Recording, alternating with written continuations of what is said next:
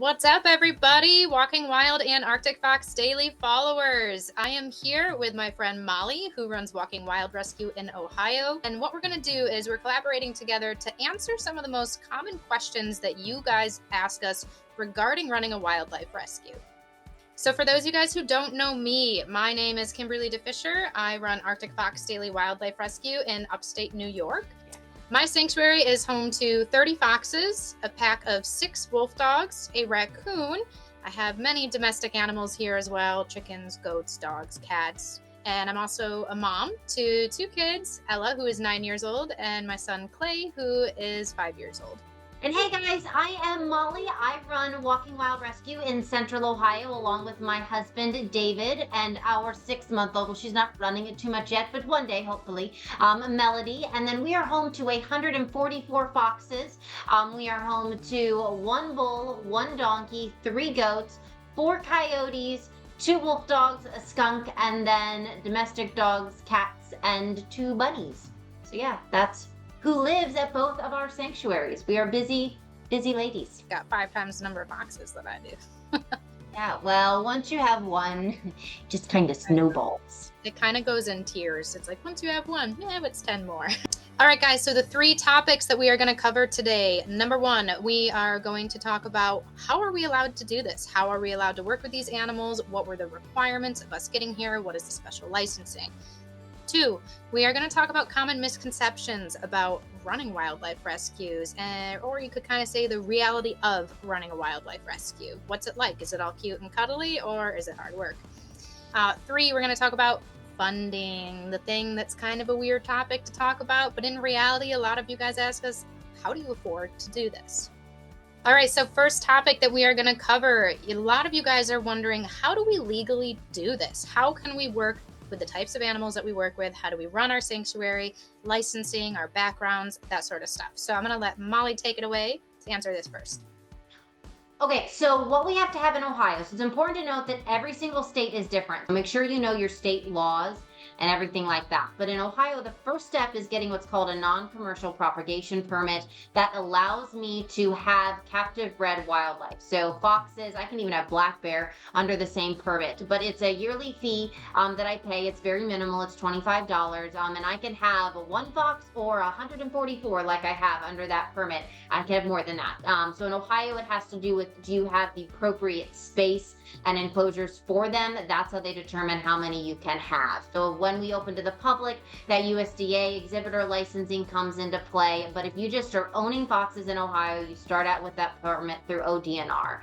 So that's permit, how I'm legally able to do that. It's pretty darn simple here in Ohio. And then background wise, so I grew up in the home of wildlife rehabber. I worked at the Columbus Zoo with education. I worked in vet med, shadowing a veterinarian starting at the age of 10. Worked in nonprofit as a director of PR and marketing and other capacities with nonprofits for about 8 years until I started Walking Wild. And Walking Wild all started with banjo. A lot of you guys that follow me have been around from the beginning since we got banjo, which led to Fiddle, who was my first fur farm guy, which led to me deciding it was time to leave my cushy job where I made a fantastic income and do this full time and not wear high heels and fancy dresses anymore, and wear pee all the time, because that's the reality. Teaser, we're going to get into that. But to going to doing this full time, and Fiddle of course led to that, which now we're at 144 foxes because the snowball just keeps gathering snow. All right, Kim, your turn. All right, awesome. So unlike Molly, in New York State, I have a lot more regulations I have to follow. In Ohio, like she had mentioned, it is possible to have a pet fox with a simple license. In New York State, there is no way to have a pet fox. You can't get around it. You have to be licensed as a facility for either a sanctuary, education, exhibition, something like that.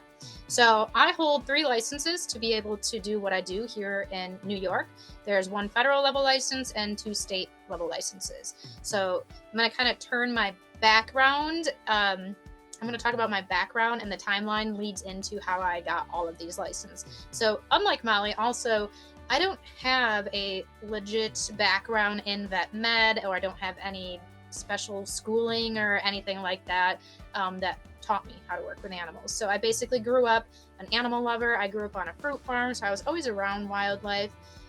When I got a little older, I really wanted an opportunity to work hands-on with wildlife. I was like, there's got to be a way to legally do this. And I found out that in New York State, you only have to be 16 to become a volunteer wildlife rehabilitator through the DEC, which is our Department of Environmental Conservation. Fast forward, by the time I was 17, I had that license. Now, getting that license, in my opinion, is extremely simple. There was no formal training, no hours, nothing like that. Like Molly mentioned, every state is different in their requirements. You can ask your DEC equivalent what your requirements are. But I just basically had to pass a test, have an exit interview with an officer, and boom, I was ready to go. Then it was up to me to figure out how to take care of animals. So I delved into books and research, and I reached out to lots of different people hoping to find some mentors. I'm sure Molly has dealt with this too. I was very sadly mistaken in the sense that a lot of people in the rescue world are not very nice and not very willing to want to mentor you. So it was really difficult. Thankfully, I was able to find a couple of really great mentors to help me out. So I did that for a couple of years. By the time I was 18, I actually was contacted about this Arctic fox, this captive bred Arctic fox. So not a wildlife rehab patient. This isn't a New York native animal who needs help to be ready to be released. And I thought to myself, as 18-year-old Kim, I'm like, oh, how hard can it be to take care of a fox? I've taken care of other small mammals who are from New York. And I got this fox, and it was like trial by fire. I tell everybody, it was very difficult, but I was determined. I was going to do this. I was going to learn this species, and I was going to take great care of him. His name was Toto. A lot of you guys probably remember Toto. I had him for over 10 years. But because of getting Toto, I then had to get my next license, which is my USDA Class C license. This is a federal level license that would allow me in New York State to house an exotic animal like this. And once I got him, again, fast forward, word of mouth, it spreads very quickly. I started getting phone calls for other fox rescues, also for native foxes. So at the same time that I started to take in captive bred rescues, I also started to take in New York native foxes, and I raised them very differently, of course, because one is stuck with me forever. One has to be released back in the wild.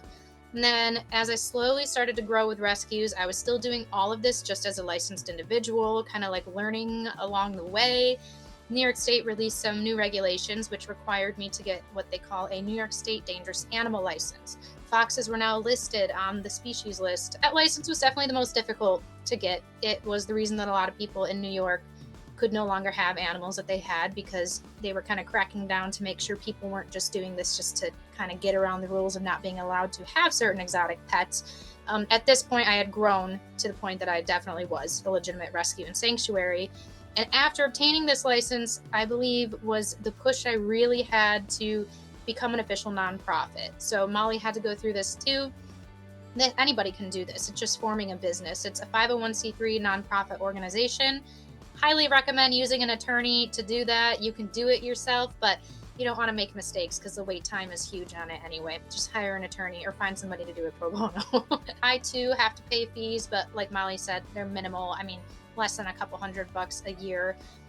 Similar requirements, though, to what Molly had mentioned, as far as I have inspectors come and they make sure that my caging is good for the animals. Sure, there's certain like perimeters in place, because in New York State, I cannot let the public have any contact with these animals. You get into like insurance and all this different stuff, but there are several special licenses I have to have here in order to do this. I think it's important to note, though, that as soon as you become a sanctuary, as soon as you put your name with a business that works with a said animal or animals, you become an expert. So you really have to understand what you're doing before you do that, because otherwise you're just going to be given a bunch of false information that's going to just perpetuate the cycle that we see in the exotic animal space right now. Just because your state requires some, minimal, like Ohio, doesn't mean that you shouldn't have a lot more background before you do it, because then if you don't, you call someone like Kim and I, because you're in trouble. And we are there to help. We'd rather not help. We'd rather you just know. I agree, though. There's a very big issue, honestly, in the whole exotic pet trade. I mean, even with sanctuaries, realize the licensing requirements are fairly easy to get through. And then they take in these animals, and then we have so many animals that need placement. There are way more foxes and wolf dogs, for example, that need placement in the United States than there is actual sanctuary space. So many get euthanized every year. Even though it all worked out for me, I wish that there were some more regulations, honestly. I think that people could definitely use for hands-on experience and hours and stuff like that before getting into this. All right, guys, so second question or topic that we get asked the most is, what are some misconceptions, or what is the reality of what we do? So Kim, what is a big misconception, or what is the reality of surrounding ourselves with the adorable animal that is a fox, a wolf dog, a raccoon, or a skunk? Yes. Okay, so biggest one would be that this is all like a cute, cuddly dream, or for everybody who comments and is like, I just want to cuddle foxes all day. There are great moments, and this is like the most rewarding thing ever as an animal lover, to be able to rescue animals like we do. But there's probably about 2% of what I do that consists of cuddling and playing with animals. So the biggest thing, which I think Molly will attest to, poop, literally. Cleaning. I would say that is 90% of what we do, is just upkeep of the animals. And the other thing is, because of the type of species that we work with, a lot of foxes, or wolf dogs for that matter, they don't always want affection. It's very much on their terms. You cannot take in a fox and expect it to be like, I love you, I love you, I love you. Half the time, they're just straight up not going to be in the mood to be within 10, 20 feet of you. And then when they are in the mood for affection, a lot of times that could quite literally only last like 15 seconds. Depends on their mood. And then 10 seconds later, they just like chomp on you and bite you because they're over it. I think Molly and I are both pretty good about being transparent with our followers about the hard times as well as the good times. But there's kind of like a constant feeling of anxiety and stress for many different reasons when you're dealing with these kind of species of animals, as far as, you know, everybody being healthy or everybody getting along, or just sad but honest mistakes or accidents that can happen, that there's only so much you can do to prevent them, again, when you're working with these types of animals. There's a lot of sudden losses, there's a lot of expensive vet visits, there's a lot of cases where you have to essentially play God and decide, how far do you go with treatment? Do I have to make the call to humanely have this animal euthanized? What's best for them? There's a lot of stress associated with running a rescue. That is the biggest misconception, and you hit it right on the head. It's not all cuddly fun and games. I have 10 foxes in my house, and if you notice, I don't have any fox on me because they don't want that. In fact, I've got one right there. But that's not what they want to do. They're extremely friendly. It's just not what they want to do. But I think another misconception, that when you get to the numbers of animals that Kim and I have, I think people assume that we have like this huge team of people that are just doing everything for us, and we get to just go cuddle or play with the foxes, or we get to do things. And that's not the case. Like, recording this video for you, Kim and I rescheduled because we are the ones doing it. Like, during the week, Kim and I are both. Kim has 2 fantastic volunteers. I have Monday through Friday 2 fantastic volunteers that help me out during the weekdays.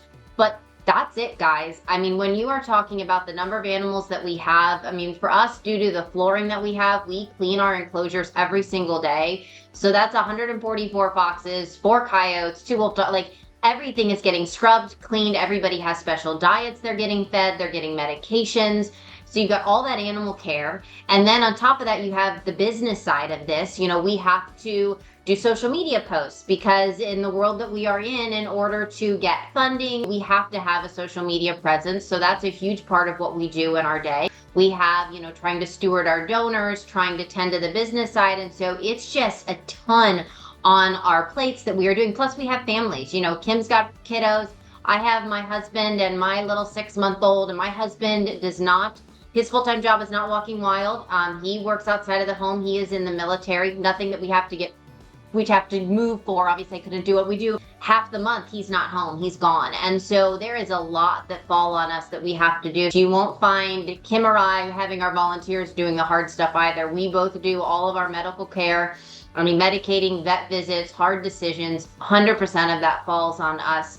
On top of having to put a smile on for our kiddos after we've just had to say goodbye to somebody or make a tough call. and then go get a hot dinner on the table for our families. And we don't have a big team. That's why Kim and I need each other, so that when we're having those days, we can call each other and be like, I'm losing my mind. Yeah.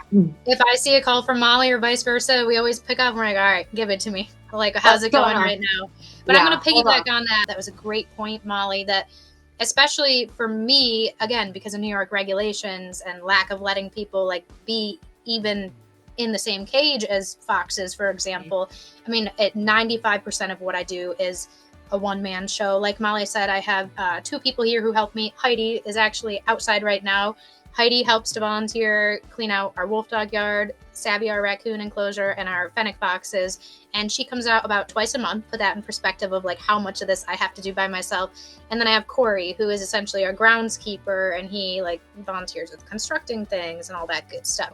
Molly, even though she is a larger rescue and it's easier for her to be allowed to have volunteers, she's still, like she said, we were gonna do this call last night, and she's like, I gotta start feeding at 5:30. I'm like, all right, that's fine. We'll do it after that. And then she at like 7 o'clock is like, all right, Kim, can we get on the call? And I was like, nope, I'm still outside covered in mud. Sorry, can we reschedule for tomorrow? And also, like she said, the admin side of this, I don't know about you, Molly, but I easily spend at least double the amount of time handling like admin work, book work, financials, donations, social media, than I do actual animal chores. Like there's so much behind the scenes stuff that doesn't actually have anything to do physically with animals to be able to run these rescues.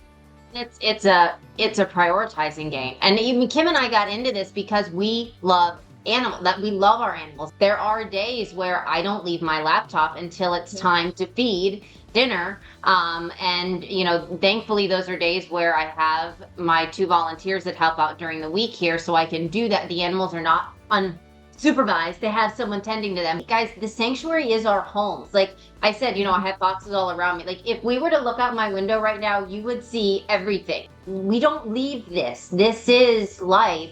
And like Kim said, I can have more volunteers, but it is really hard to get good volunteers that I can trust. I mean, I love my animals, and Kim loves her animals, and it's one of those things where it's hard to find people that I can trust that are willing to do the dirty work, because again, everyone thinks it's all snuggling and playing with foxes. Most of the time we are covered in mud, turds, pee, and a combo of all 3.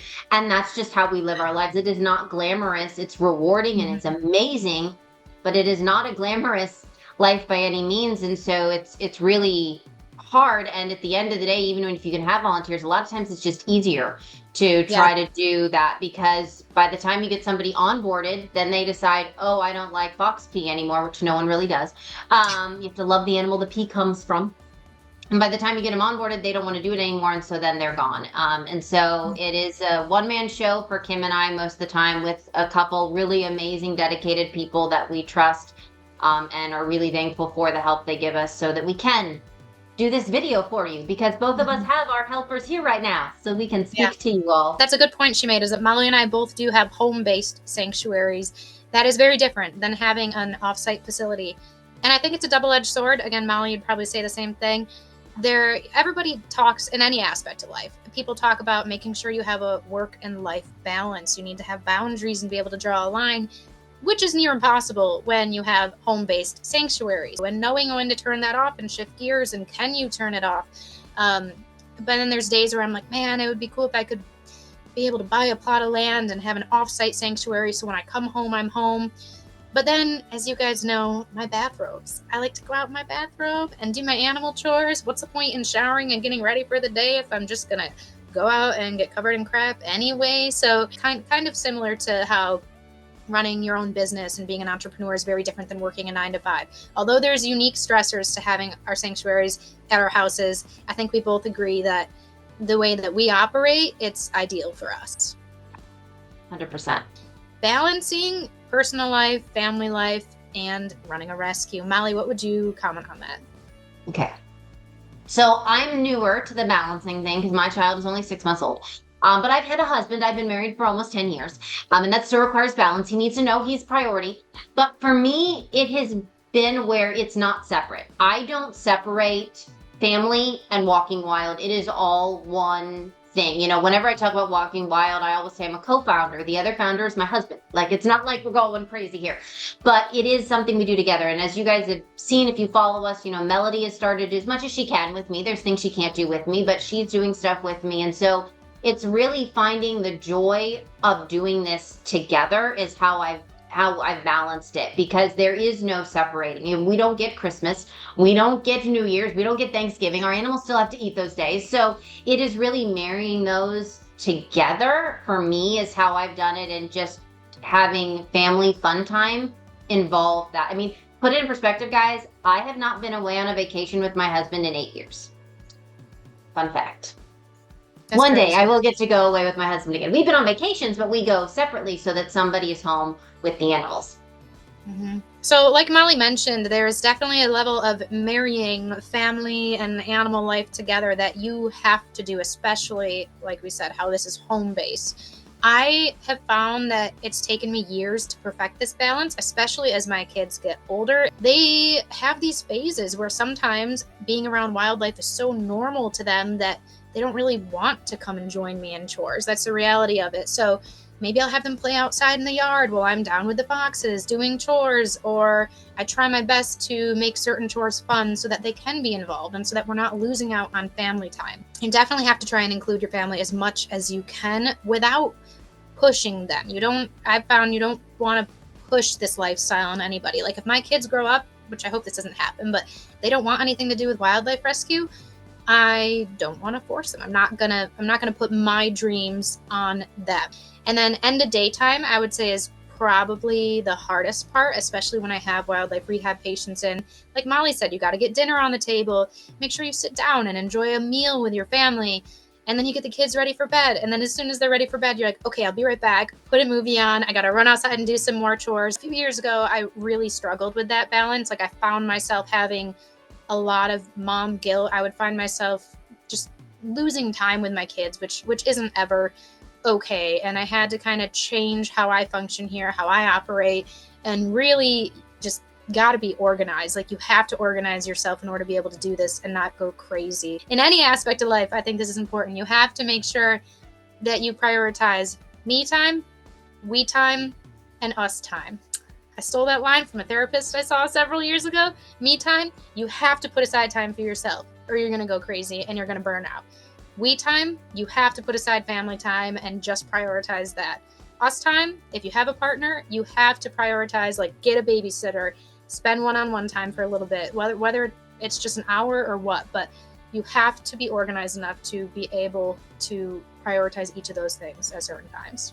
Yeah, for sure. It's certain. I mean, just on that, like David and I are going out to dinner tonight. We would go to a restaurant that's 45 minutes away. We literally had to say, okay, we have to start feeding.